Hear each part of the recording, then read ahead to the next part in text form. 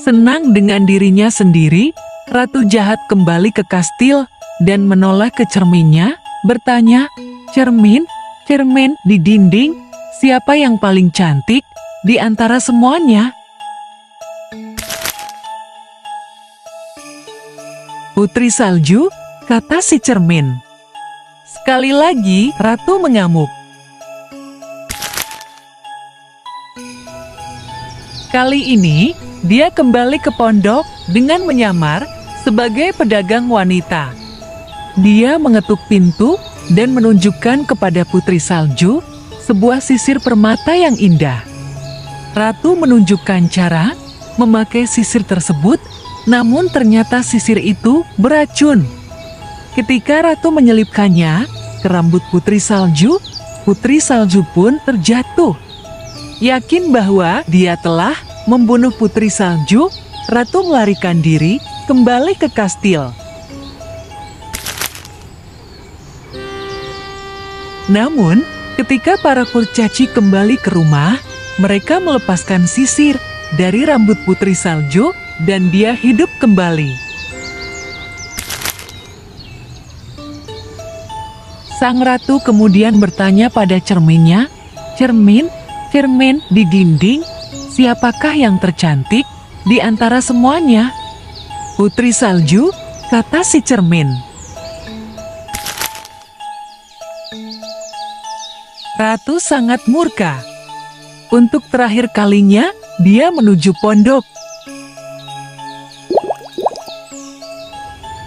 Kali ini, dia menyamar sebagai istri seorang petani. Dia mengetuk pintu dan menawarkan apel kepada Putri Salju. Untuk meyakinkan Putri Salju agar dia menggigitnya, dia memotong apel itu menjadi 2. Ratu Jahat memakan bagian hijau dan memberikan bagian merah kepada Putri Salju. "Kamu lihat," kata Ratu sambil menggigitnya. "Tidak apa-apa," Putri Salju menggigit bagian merah yang ternyata beracun, kemudian terjatuh ke lantai. Yakin bahwa Putri Salju sudah benar-benar meninggal, Ratu kembali melarikan diri ke kastil. Para kurcaci kembali ke pondok dan menemukan Putri Salju tergeletak di lantai. Kali ini, tidak ada yang mereka lakukan yang dapat membangunkannya. Dengan penuh kesedihan, mereka menempatkannya ke dalam peti mati kaca di luar dan berduka atas kematiannya. Keesokan harinya, seorang pangeran lewat di dekat sana. Dia melihat peti mati dan terpesona oleh kecantikan gadis di balik kaca tersebut.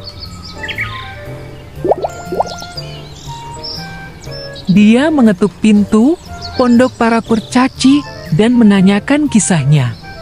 Para kurcaci menjelaskan tentang Putri Salju dan penyihir jahatnya, serta bagaimana mereka menemukan Putri Salju tergeletak tak bernyawa di lantai untuk yang ketiga kalinya.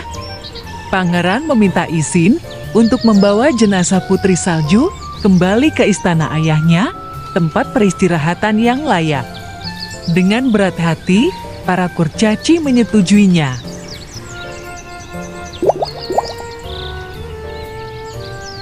Pangeran dan anak buahnya membawa peti mati melalui hutan. Saat mereka berjalan, salah satu anak buahnya tersandung akar dan terjatuh.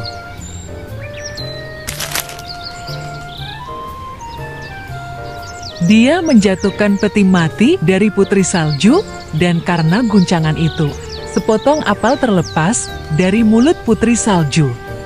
Akibatnya, Putri Salju hidup kembali secara ajaib.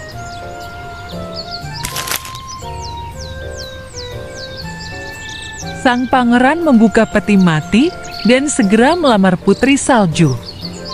Dia menerima lamaran itu dan pergi bersamanya ke kerajaannya.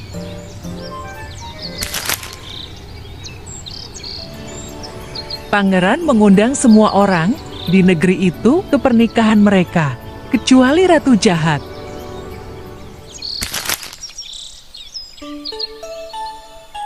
Sementara itu, Ratu Jahat kembali ke kastil dan bertanya pada cerminnya, "Cermin, cermin di dinding, siapa yang tercantik di antara semuanya?"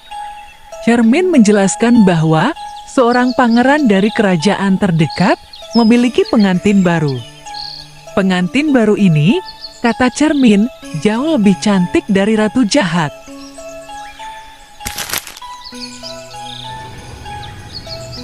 Marah, Ratu Jahat pergi ke pesta pernikahan untuk menyelidiki. Ketika dia melihat pengantin, wanitanya adalah Putri Salju, dia diliputi amarah, ketakutan, dan kecemburuan.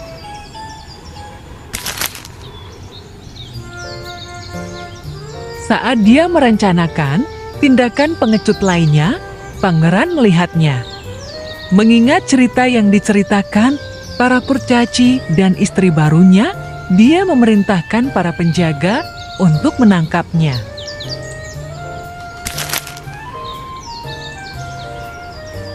Sebagai hukuman atas kejahatannya, Ratu diperintahkan untuk mengenakan sepasang sepatu panas dan menari. Sepatu itu membakar kakinya dan dia melompat dari satu kaki ke kaki lainnya sampai dia meninggal.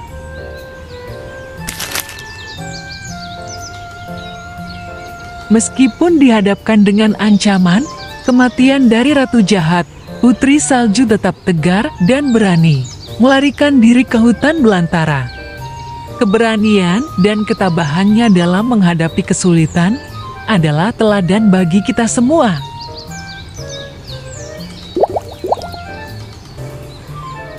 Para kurcaci menunjukkan keberanian dan kepedulian dengan melindungi dan merawat Putri Salju, meskipun mereka tahu bahwa Ratu Jahat mungkin akan mencarinya.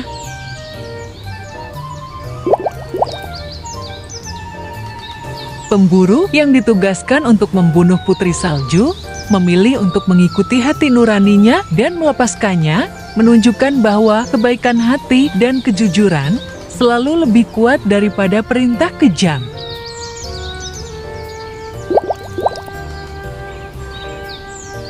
Kurcaci-kurcaci yang tulus hati menampung dan melindungi Putri Salju tanpa pamrih, mengajarkan bahwa kebaikan dan kepedulian kepada sesama adalah tindakan mulia. Meski mengalami berbagai usaha pembunuhan dari Ratu Jahat, Putri Salju tetap memiliki hati yang pemaaf. Pada akhirnya, dia memilih untuk memulai kehidupan baru tanpa dendam. Kurcaci menasihati Putri Salju untuk waspada dan tidak mempercayai orang asing. Ini mengajarkan kita pentingnya berhati-hati dan tidak mudah tertipu oleh penampilan luar.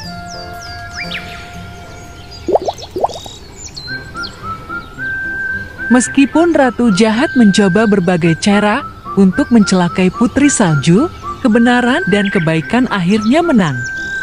Ini mengajarkan bahwa kejahatan tidak akan pernah menang melawan kebaikan.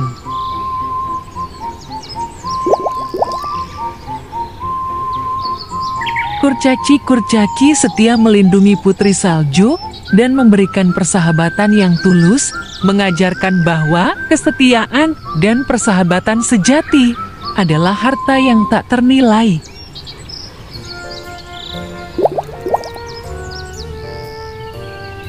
Ketika Putri Salju terselamatkan oleh pangeran, itu menunjukkan bahwa cinta sejati dan harapan dapat membawa kehidupan baru dan kebahagiaan meskipun di tengah kesulitan terbesar.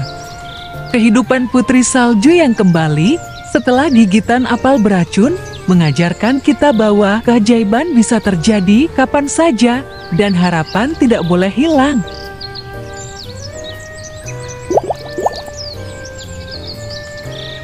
Pada akhirnya, kebenaran terungkap dan Ratu Jahat mendapatkan ganjarannya.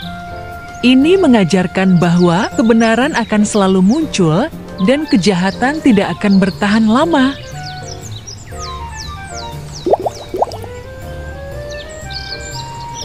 Kecantikan putri salju yang sesungguhnya tidak hanya berasal dari penampilannya, tetapi juga dari kebaikan dan ketulusan hatinya. Ini menunjukkan bahwa kecantikan sejati datang dari dalam hati.